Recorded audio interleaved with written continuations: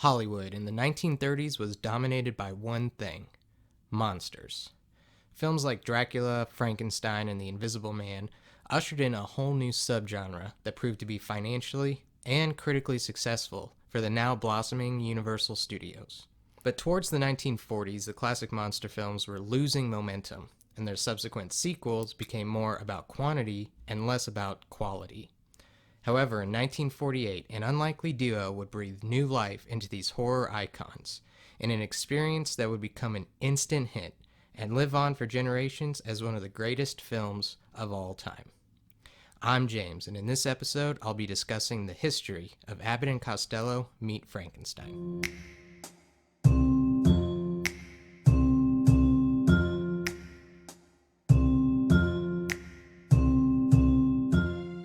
Abbott and Costello Meet Frankenstein paved the way for films like Ghostbusters, Shaun of the Dead, and What We Do in the Shadows.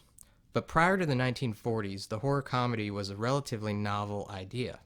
Films like The Invisible Man and Bride of Frankenstein all had elements of comedy sprinkled throughout their films, but were largely considered to be horror films. The comedic power team of Bud Abbott and Lou Costello sought to bridge the gap between horror and comedy, with Universal's 1941 Hold That Ghost. Their efforts proved successful, and Hold That Ghost became a smash hit amongst fans and critics alike. Abbott and Costello had already tinkered around the idea of doing a show with the classic monsters. In 1943, the duo had originally planned a Broadway play in which Abbott and Costello meet Dracula, the Wolfman, and Frankenstein's monster. However, due to the star's rising success and busy schedule, the time in order to do a production that size was inconceivable, so the idea was scrapped. It wouldn't be until 1948 when producer Robert Arthur asked the question, "What's next for Bud and Lou?" and actually posed the question, "What if they met the monsters?" And the project began to manifest. Even though the project was underway, there were some serious script issues. The original script was written by Oscar Brodney and Bertram Milhauser. Milhauser at the time was best known for his Sherlock Holmes films for Universal. In fact, early drafts of the script called for Bud and Lou attempting to track down a piece of microfilm. The script was eventually thrown out, and screenwriters Robert Lees and Frederick Rinaldo were hired to finish the project. Everyone loved the script, then titled The Brain of Frankenstein, except for Lou Costello, who famously burst into Robert Arthur's office and said, "My 5-year-old could write a better script." Arthur was able to convince Costello to stay on with the project by offering him a $50,000 advance in salary and bringing on longtime Abbott and Costello collaborator Charles Barton, who had previously directed the duo in Buck Privates Come Home and The Time of Their Lives. With the principals ready to start and a quick title change, execs felt that The Brain of Frankenstein might confuse audience goers, thinking they were going to see a straightforward horror movie. By adding Abbott and Costello to the title would capitalize on the duo's box office draw. The only question that remained was who would play the monsters. The Wolfman is the only Universal monster to be played by the same actor, Lon Chaney Jr., over a 5-film series. During the final act, when the Frankenstein monster throws Dr. Mornay out the window, the actor playing the monster tripped on a cable and rolled his ankle.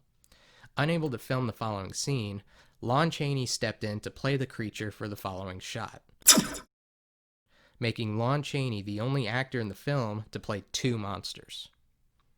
Although John Carradine had played Dracula in the Count's last 2 on-screen appearances, it was decided that Bela Lugosi, the actor who made the character famous, had to return to the part. Contrary to popular belief, although Lugosi was famous for playing Count Dracula, this was only the second time the actor played the character on screen. Boris Karloff was asked to reprise his role as Frankenstein's monster, but declined. He did, however, offer to promote the film and market it whenever he could. The monster would be played by Glenn Strange, mostly known for his stunt work and wide array of Western characters. Strange inherited the role and previously played the monster in 1944's House of Frankenstein and 1945's House of Dracula. With an almost $800,000 budget, the largest budget for any Abbott and Costello feature, principal photography commenced on February 5, 1948. Most of the budget went to sets, Makeup, which at this time around was being dubbed by Bud Westmore, the protege to famous makeup artist Jack Pierce, who was instrumental in bringing these visions to life, and an opening title sequence created by Walter Lantz of Woody Woodpecker fame. Part of the reason Abbott and Costello Meet Frankenstein was a huge success was because of its sincere approach to the horror genre. The film was not a parody, nor was it mocking the classic films that came before it. The ambience of this film was truly rooted in horror. The full moon creeping in Talbot's hotel room, the lightning crashes, and the moving candle gag at the House of Horrors set. There are several scenes to this day that create genuine fear and anxiety when watching. The scene of Wilbur being chased by the Wolfman through the hotel room and swamp are truly terrifying. Chick and Wilbur attempting to evade the monsters in the final act. All memorable, frightening scenes due in large to the comedic timing of Abbott and Costello. There are many suspenseful moments, such as when Chick and Talbot break into the laboratory to free Wilbur.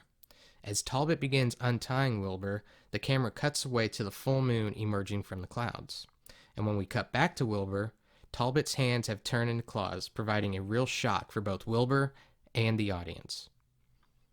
During a scene where the two think they've cornered the Frankenstein monster behind a door, the creature punches a hole through the door. During that scene, Lou purposely stepped off his marker and was hit square in the head by Glenn Strange. The director thought the take was so brilliant and genuine, he didn't call for a second take and used that one. During shooting, Abbott and Costello made a rather genius decision in hiring friend and longtime collaborator Bobby Barler. Barler was brought on more or less as a court gesture, but his role on the production was to purposefully interrupt takes, break up the scenes, all done in a way to lighten the mood on set and bring everyone's energy levels up. Abbott and Costello never really got used to the stop-start monotony of filmmaking, having both come from vaudeville and the stage. So Barler was brought on to break that tension and keep the comedic energy high. He would throw pies, shoot seltzer water, orchestrate card games, and everyone took part in the behind-the-scenes gags. Even though there are reports that Lugosi didn't partake in the on-screen shenanigans of Bud and Lou, there are several photos circulating that show Lugosi was a willing participant of the off-screen camaraderie. In a particular scene where Wilbur is unknowingly sitting on the Frankenstein monster's lap, had to be shot several times because Glenn Strange kept breaking character and laughing at what Lou was doing. Filming was completed on March 20th, 1948, in just over 40 days. Upon its release, Abbott and Costello Meet Frankenstein received the best reviews of any Abbott and Costello film prior and became Universal's second highest grossing film that year, with $3.2 million at the box office, making 4 times its production cost. The film, however, was not a limited success, and the legacy of Abbott and Costello Meet Frankenstein lives on. Acclaimed filmmaker Quentin Tarantino has expressed the importance of this film, while Elvis Presley at one point has stated it was his favorite movie.